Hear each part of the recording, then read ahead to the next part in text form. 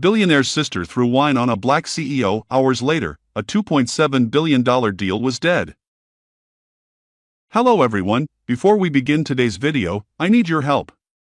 We've noticed that the channel is losing traction, and subscribing is one of the best ways you can help us. It's quick, free, and allows us to continue bringing you great content. Your support means everything. Let's keep this channel growing collectively. Where are you watching from? Drop your city or country in the comments below. Thank you very much. Now, let's get back to the story. People like you should know better than to sit at tables you didn't earn. The words cut through the candlelit dining hall with surgical precision. Forks froze midair. Crystal glasses stopped clinking. Conversations collapsed into a silence so sudden it felt intentional, like the room itself had decided to watch. The woman in blue stood abruptly, her chair scraping against the marble floor. She was smiling, but it wasn't warmth. It was the kind of smile people wear when they believe the world has already agreed with them.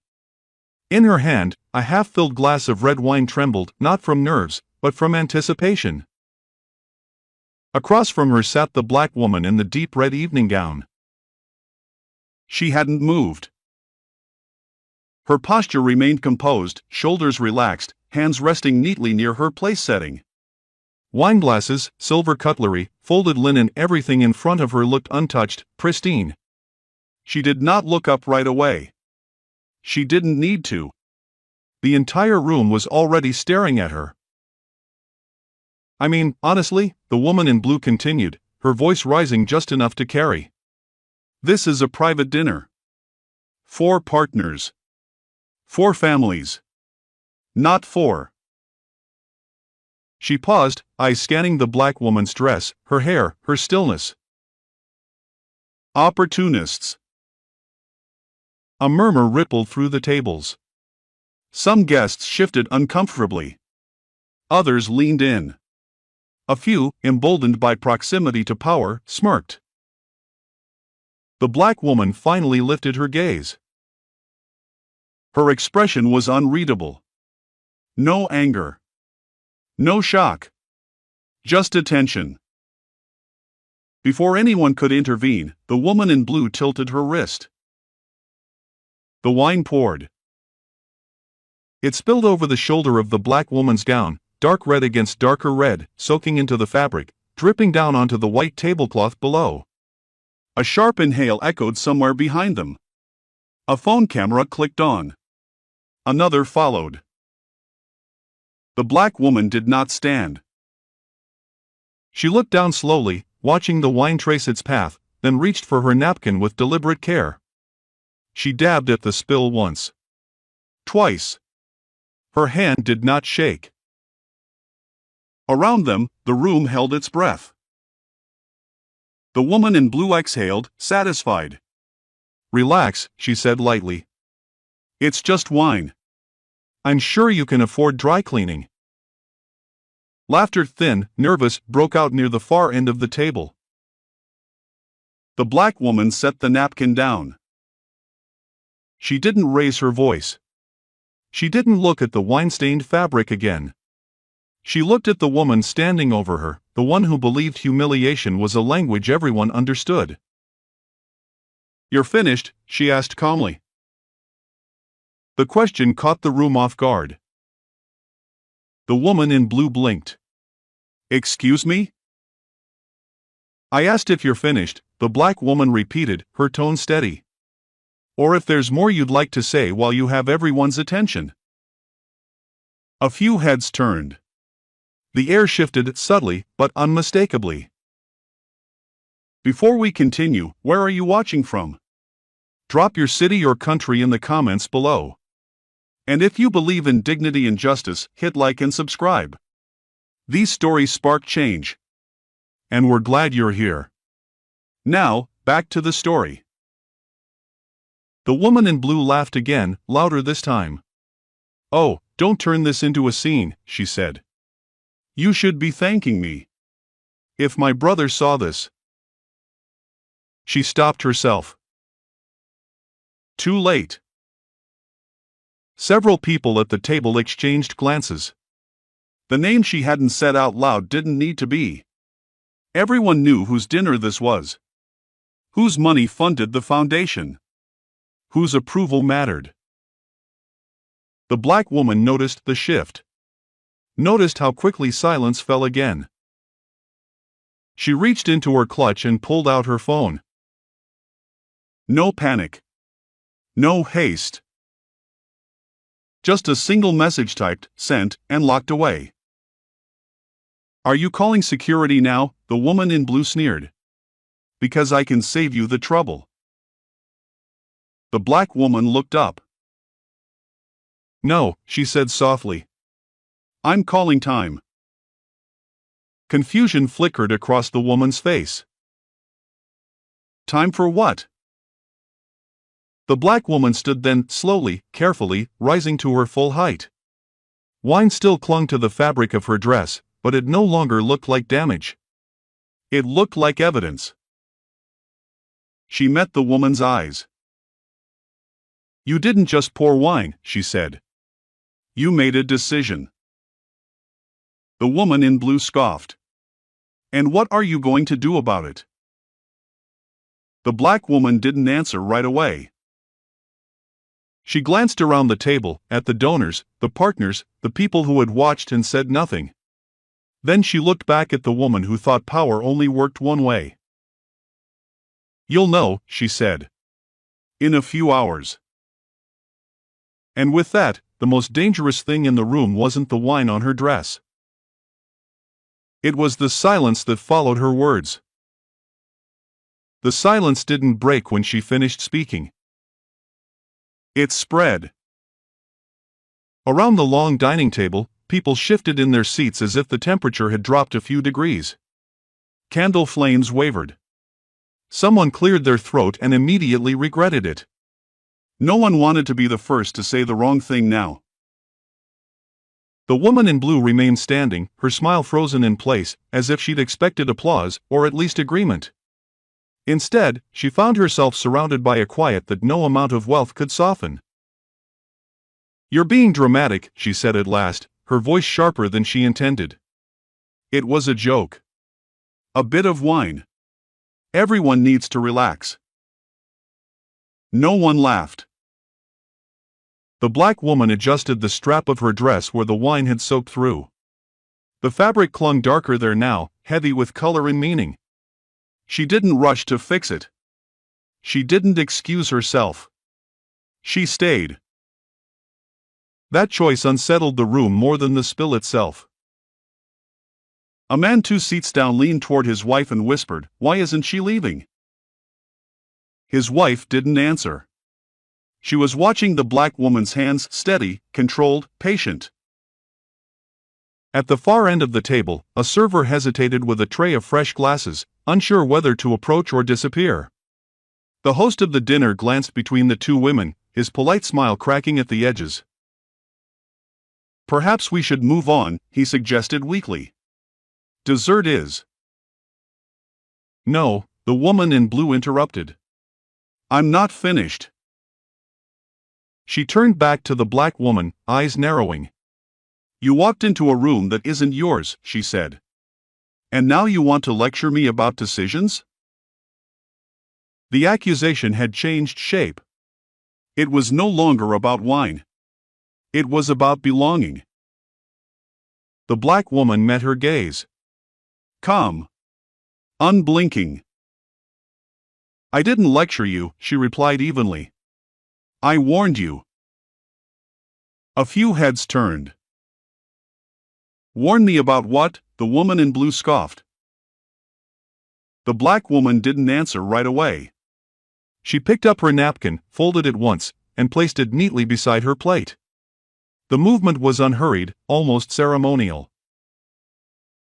"About consequences," she said. That word moved through the room like a draft. Someone near the wall lifted a phone slightly, pretending to check messages. The camera lens was angled just enough to capture faces now, expressions tightening, smiles disappearing. The woman in blue crossed her arms. "You think you have leverage here?" she asked. Do you even know whose table this is? Yes, the black woman said. The certainty in her voice caused a pause. I do. The host stiffened. A couple of guests exchanged glances. The woman in blue hesitated for half a second too long before laughing again. Then you know exactly how this ends, she said. With you apologizing. Quietly. The black woman leaned back slightly in her chair. No, she said. I know exactly how this began. She looked around the table now, addressing not just the woman in blue, but everyone who had watched without speaking. It began with an assumption, she continued. That I would absorb disrespect because it was easier than confronting it. Her voice never rose. That was the problem.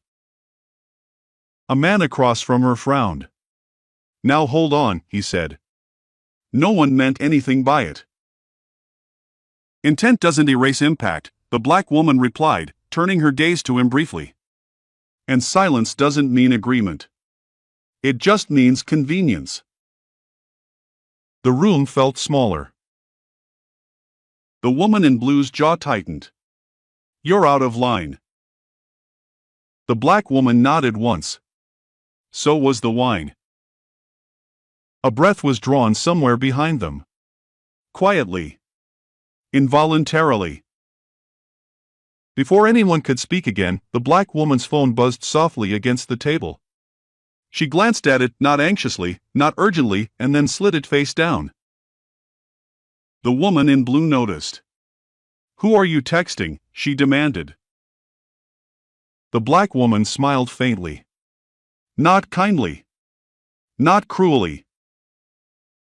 I already told you, she said. I called time. The host leaned forward now, voice lowered. Perhaps we should take a short break, he suggested. Let everyone cool off. The black woman stood. This time, chairs scraped as people instinctively made room. The shift was subtle, but unmistakable. She was no longer someone being watched. She was someone being tracked. I won't be staying for dessert, she said calmly. But thank you for dinner. She turned to the woman in blue, meeting her eyes one last time. You mistook proximity to power for ownership of it, she said.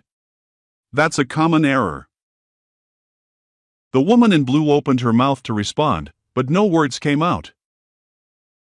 As the black woman walked away from the table, wine-stained dress and all, the room remained silent, not out of respect, but out of dawning realization. Whatever she had just set in motion didn't need witnesses. It already had momentum.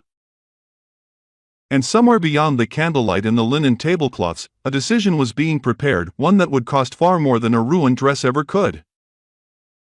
The room tried to move on. Plates were cleared with exaggerated care. New glasses were poured. Someone laughed too loudly at a joke no one heard. The orchestra at the far end of the hall resumed a soft melody, as if sound alone could reset what had already shifted. It couldn't. The black woman stood near the edge of the dining area now, her back straight, her posture composed. The stain on her dress had dried into a darker shade, no longer wet, no longer dramatic, just there. Permanent. Like memory. Across the room, the woman in blue had reclaimed her seat, though the victory she expected never arrived. People leaned away from her now, conversations turning cautious. She noticed. Of course she did. They're overreacting, she muttered to the man beside her. It was nothing. He didn't respond. A server approached the black woman with a fresh napkin, hands trembling slightly. Ma'am, he whispered, can I? She shook her head gently. Thank you. I'm fine. The server hesitated, then nodded and stepped away, glancing back once as if trying to understand what kind of person remained calm after something like that. Not far away, two men in tailored suits spoke in hushed tones. "Do you recognize her?" one asked. "I can't place her," the other replied. "But she's not reacting like a guest who wandered in." That observation traveled faster than the wine had. The host of the dinner checked his phone again, frowning. A message had come through from his assistant, short, urgent, unclear. He typed a reply, then looked up, scanning the room until his eyes landed on the black woman. He studied her more carefully now. The way she stood. The way people unconsciously made space around her. The way she didn't seek attention and yet held it. Across the table, the woman in blue noticed the host's gaze and felt irritation rise again. "What?" she snapped. "Don't look at me like that." "I'm just trying to keep the evening on track," the host said carefully. "Well then do that," she replied. "Before this turns into something it isn't." "Something it isn't." The black woman heard the words and smiled faintly to herself. She reached into her clutch again, pulled out her phone, and read a message that had just arrived. No emojis. No filler. Just confirmation. She typed a brief reply and slid the phone away. At the table, the woman in blue lifted her glass again, this time with a performative grace. "Let's toast," she announced, voice forced but loud. "To family. And to knowing your place." A few glasses rose. Most did not. The silence that followed wasn't awkward. It was evaluative. The black woman turned slightly, her voice carrying just far enough to reach the table without commanding it. "Interesting choice of words," she said calmly. The woman in blue scoffed. "Oh, don't start again." "I wasn't planning to," the black woman replied. "But since you brought it up." She paused, not for effect, but because she was choosing precision. "Places aren't assigned by birth," she continued. "They're earned. And they can be reassessed." The woman in blue laughed, brittle and sharp. "You think you're in a position to reassess anything?" The black woman met her gaze. "Yes," she said simply. That single word unsettled the table more than any speech could have. A man near the end shifted in his seat. "Do we know each other?" he asked cautiously. "No," the black woman replied. "But you know my work." He frowned, searching memory. Something clicked. Not a name yet. A pattern. The host's phone buzzed again. This time, he didn't hide it. He read the message, then looked up sharply, eyes widening just a fraction. "Excuse me," he said, standing abruptly. "I need a moment." He walked away, weaving through guests toward the back corridor. The woman in blue watched him go, unease creeping into her expression. "What's that about?" she demanded. No one answered. The black woman adjusted the strap of her dress once more, then spoke, not loudly, not dramatically. "You should sit comfortably," she said to the woman in blue. "You're going to need the chair." The woman in blue stared at her. "For what?" The black woman didn't respond. She didn't need to. Because somewhere beyond the walls of the dining hall, conversations had already begun, conversations that didn't require raised voices or spilled wine. Just signatures. And timing. The shift didn't announce itself. It revealed itself in fragments. The host returned to the dining room slower than before, his confidence thinning with each step. He adjusted his jacket as he walked, a reflex meant to restore control, but his eyes betrayed him. They no longer scanned the room for approval. They searched for alignment. His gaze found the black woman almost immediately. She hadn't moved from where she stood near the edge of the room. She wasn't hiding. She wasn't posturing. She simply existed, calm, self-contained, untouched by the tension tightening everyone else's shoulders. The host cleared his throat. "If you'll excuse me," he said, addressing the table, "I need to make a brief announcement." The woman in blue stiffened. What kind of announcement?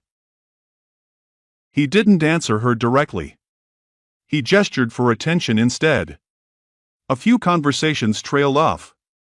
Cutlery stilled. The orchestra softened to a near stop. "This evening," the host continued, carefully, "has brought to my attention a misunderstanding." The word was chosen deliberately. Safely. The woman in blue scoffed. "You're not serious." The host glanced at her, then away. "We are privileged to host many partners tonight, some of whom operate quietly." His eyes returned to the black woman.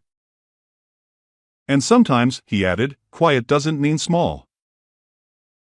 A murmur rippled through the room. The woman in blue laughed sharply. "What is this? A lecture?" "No," the host replied. "A correction."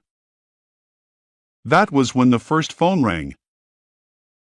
It was subtle, easy to ignore. But then another vibrated. And another. Assistants leaned toward their principals. Faces tightened. Brows furrowed. The black woman felt her own phone buzz once more. She didn't check it. She didn't need to. Across the table, the woman in blue noticed the shift but couldn't yet name it. "What's going on?" she demanded. "Why is everyone acting like?" Like what? Like the ground had started to move. A man 2 seats down leaned toward her, voice low.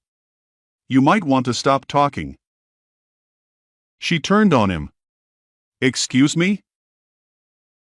"I said," he repeated, quieter now, "you might want to stop." The black woman took a step forward, not into the center of the room, but just enough to be seen. "I didn't come here to disrupt anything," she said calmly. "I came because I was invited." The host nodded quickly. "Yes. Of course." "And I stayed silent," she continued, "because I believed this room understood the difference between confidence and entitlement." Her eyes flicked briefly toward the woman in blue. Not accusatory. Observational. "It turns out," she added, "some reminders are necessary." The woman in blue stood abruptly. "Who do you think you are?" she snapped. "You don't get to come into my family's house and—" "And what?" the black woman asked, gently. The interruption landed harder than a raised voice ever could. The woman in blue opened her mouth. Closed it. Tried again. "And threaten us." The black woman nodded once. "I haven't threatened anyone." "Then what do you call this?" the woman in blue demanded, gesturing wildly at the room. "I call it alignment," the black woman replied. "Your family values leverage. So do I." The host swallowed. A man near the back, older, quieter, stood and spoke for the first time that evening. "She's right," he said. "We received the notice 20 minutes ago." "What notice?" the woman in blue snapped. He hesitated, then answered anyway. "The preliminary withdrawal." The word hung there. Withdrawal. From across the room, the black woman's phone buzzed again. This time, she looked at it. Just once. A faint smile touched her lips, not satisfaction, but confirmation. She slipped the phone back into her clutch. The woman in blue's voice faltered. "Withdrawal of what?" The black woman met her gaze. "A deal," she said simply. One your family was counting on. The room stilled completely now. How much? Someone whispered. The black woman didn't answer immediately. She didn't need to rush the truth. She let it arrive. 2.7 billion, she said at last. The number sucked the air out of the room. The woman in blue staggered back slightly, grabbing the back of her chair. That's impossible. No, the black woman replied. It's executed. Silence followed, not stunned this time, but heavy with realization. The black woman adjusted the edge of her wine-stained dress, smoothing it once. You poured wine on me because you thought I couldn't respond, she said calmly. That was your mistake. She turned toward the host. Thank you for dinner. Then she walked past the table, past the woman in blue, past the candles and the linen and the assumptions, leaving behind a room that finally understood the cost of disrespect. Not socially. Strategically. The room did not erupt. It compressed. Conversations collapsed into whispers, then into silence.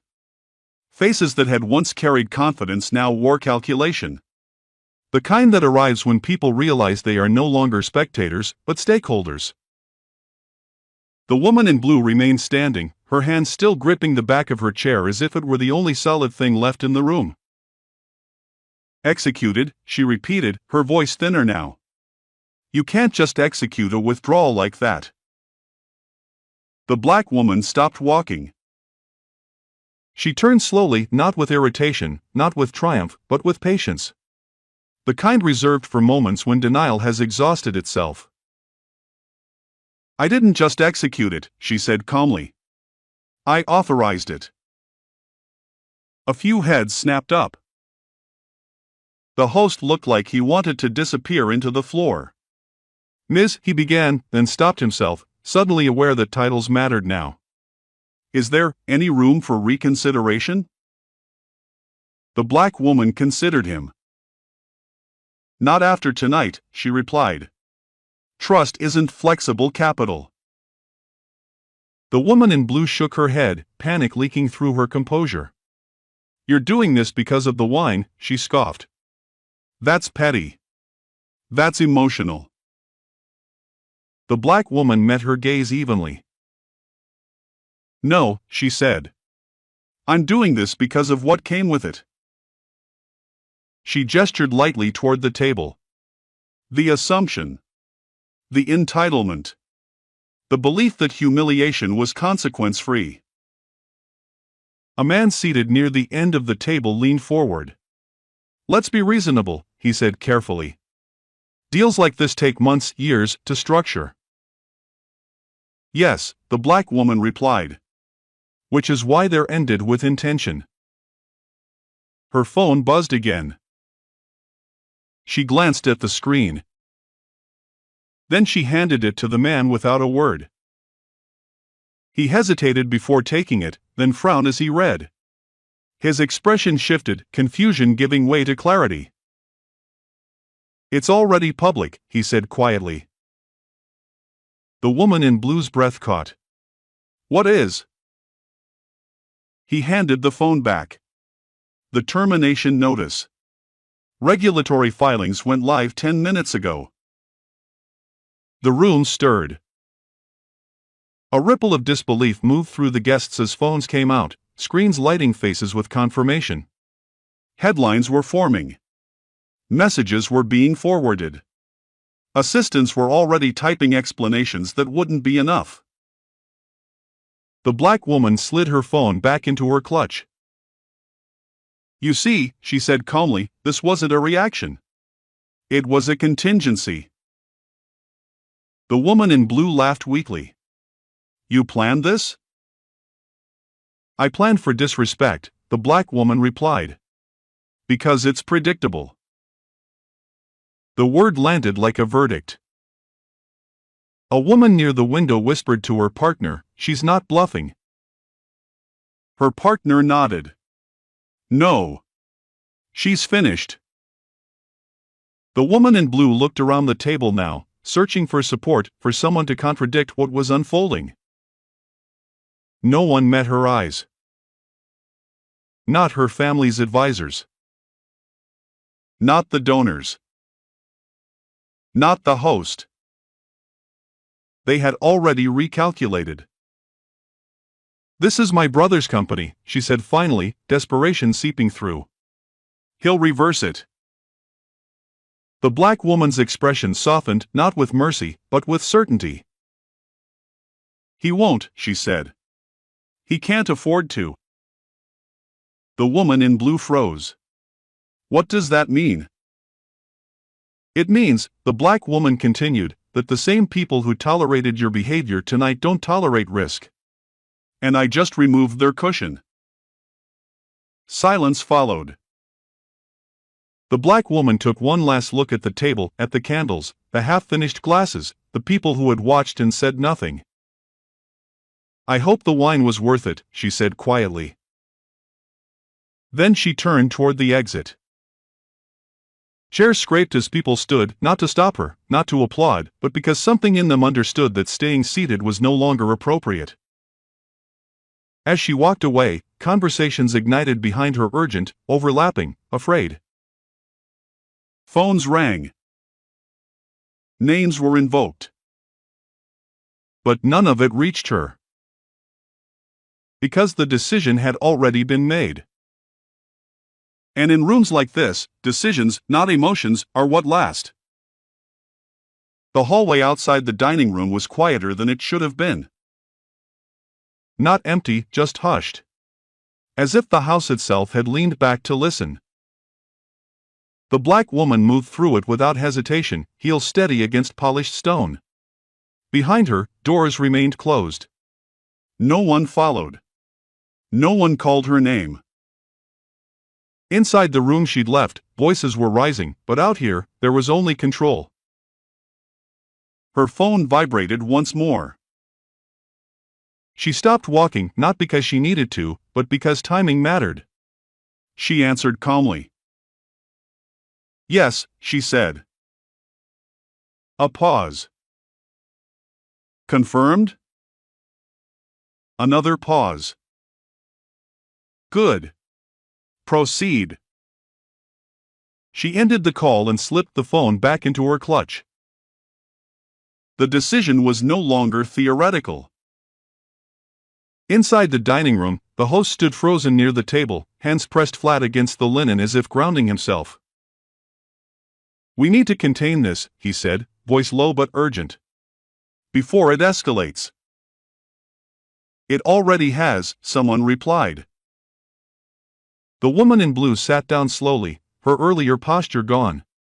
Her eyes were fixed on the doorway the black woman had just passed through, as if staring hard enough might reverse what had happened. "This doesn't make sense," she said. "She can't just dismantle a deal like that." A man across from her finally looked up. "She didn't dismantle it tonight," he said quietly. "She activated something that was already built." The woman in blue turned to him. "You knew?" He didn't answer. Phones buzzed again. One by one, guests checked screens, emails marked urgent, messages flagged read immediately. Advisors leaned in. Donors stood and moved toward corners, voices tight, measured. Someone near the window whispered, "Markets open in 12 hours." Another replied, "They won't wait." The host swallowed. "We need a statement." "A statement won't fix this," someone said. "Exposure won't either." At the far end of the table, a woman who hadn't spoken all evening finally did. "This wasn't about wine," she said. "It was about how comfortable we were letting it happen." No one contradicted her. In the corridor, the black woman resumed walking. She passed framed portraits, generations of wealth captured in oil and confidence. Men who had never needed to explain themselves. Women who had never been questioned in rooms they inherited. She paused once, briefly, before a tall window overlooking the grounds. Outside, the night was calm. Controlled. Predictable. Inside, it was anything but. Her phone buzzed again. This time, she smiled. Not with satisfaction. With recognition. Back in the dining room, the woman in blue stood abruptly. "I need to speak to my brother," she said, grabbing her phone. "Now." She dialed. Waited. Voicemail. She tried again. No answer. Panic edged closer to the surface. He always picks up. A man beside her shook his head. He's already been briefed. She turned sharply. By whom? By people who don't ask permission, he replied. The host looked around the table, voice strained. If this becomes public. It already is, someone interrupted. Industry boards picked it up an hour ago. The woman in blue's face drained of color. An hour? Yes, the man said. Before dessert. The room went still again, not shocked now, but resigned. In the hallway, the black woman reached the front doors. They opened smoothly, silently. She stepped outside into the night air. A car waited at the drive, engine humming softly. Not ostentatious. Not hurried. She approached it, pausing just long enough to look back at the house behind her. From here, it looked serene. Untouched. She knew better. Inside, alliances were fracturing. Phone calls were being rerouted. Long-standing assumptions were being audited, not formally, but socially. Quietly. The woman in blue stood alone now, clutching her phone like a lifeline that refused to connect. Say something, she demanded of the room. No one did. Because there was nothing left to argue. The black woman opened the car door and stepped inside. As it pulled away, the house receded into darkness. Behind her, consequences were spreading, methodically, professionally, without emotion. Ahead of her, there was only forward motion. And the certainty that what had begun with wine would end in restructuring. Not revenge. Realignment. The fallout reached the city before the car did. Miss Carter sat quietly in the back seat, watching streetlights slide past the window like measured beats. Her phone rested face down beside her. It hadn't stopped vibrating since she left the estate, but urgency had already done its work. What followed now was inevitability. At the dinner table she'd left behind, inevitability was arriving less gracefully. The woman in blue stood near the doorway, her phone still pressed to her ear, listening to silence on the other end. She pulled it away and stared at the screen, as if willing it to change its mind. He's not answering, she said to no one in particular. A man nearby finally looked up. He won't, he said. Not tonight. What do you mean, not tonight? She snapped. This is my family. He didn't flinch. That's why. Across the room, advisors had clustered into quiet knots, their voices low and sharp. Words like exposure, contagion, and counterparty risk drifted through the air, terms no one had expected to use over dessert. This was supposed to be a closed dinner, someone muttered. It was, another replied. Until it wasn't. Phones lit up again. Alerts stacked. One guest's face drained as he read a headline forming in real time.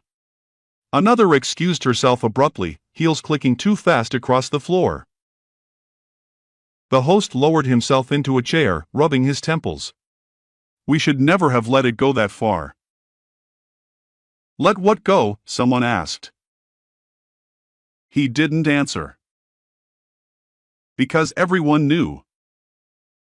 In the car, Ms. Carter finally lifted her phone and scrolled through the updates. She read them carefully, not with satisfaction, but with assessment. Names appeared. Boards convened. A joint venture quietly removed itself from a schedule.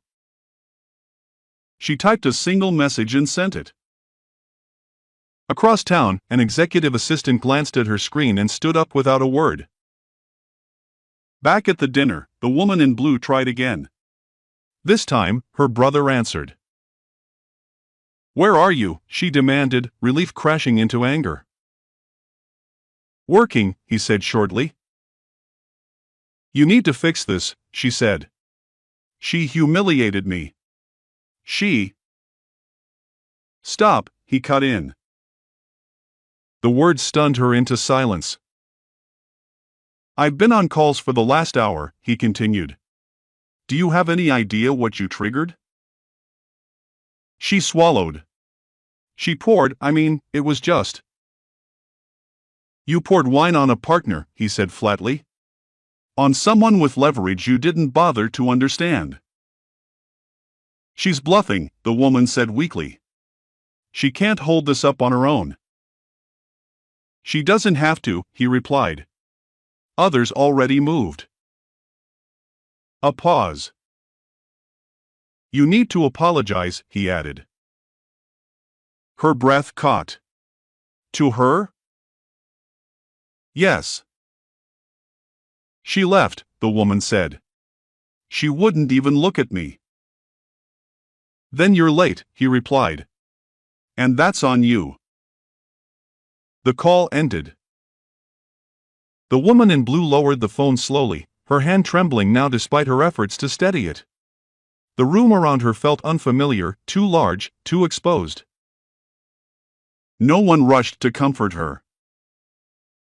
They were already calculating distance. The car pulled up to Ms. Carter's building. She stepped out into the night, the city humming softly around her. Inside the lobby, a security guard nodded respectfully, already aware.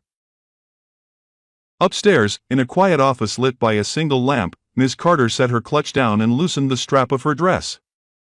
The stain remained, darker now, embedded. She didn't bother to change.